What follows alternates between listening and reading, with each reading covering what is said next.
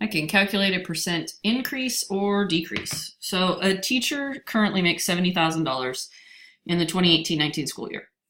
Her school gives her a 5% raise in 2019-20, then gives another 5% raise in 2020-21, okay, off the new salary amount. She also gets a 3% raise in 2021-22 off the previous year's original amount. What is the total percent increase she received after the third raise? Okay, so let's see. We start with 70,000. And we need to know what 1.05 times that by 1.05, right? When we increase, we add the percentage to 1. If I multiply that out,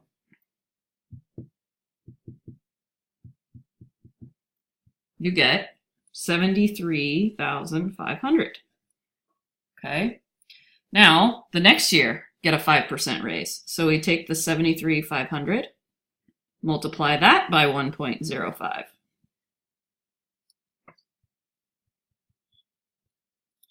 $77,175. The next year, a 3% raise. So we have 77,175 times 1.03. Okay. And we get 79,490.25. Okay. So explain why it isn't 13%. Well, so let's see what 13% is. If I took 70,000 and multiplied it by 1.13,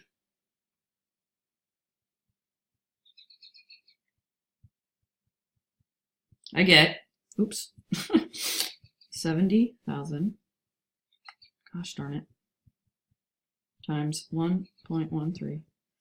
I get 79,100. So why aren't these the same? Well, let's think about this for a second. Here, I'm taking the 13% and I'm only multiplying it by this base, the 70,000 base. But here, 5% is being calculated off of 70,000. But this next 5% is being calculated off a larger number. And this 3% is being calculated off an even larger number. So when you end up looking at the end result, this one's going to be more because the base values were increasing, not just at 70,000. Okay. So because as the base amount increases, the new raised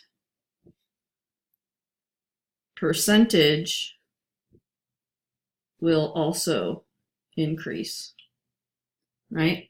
The new bases are increasing, so the raised percentage will also increase.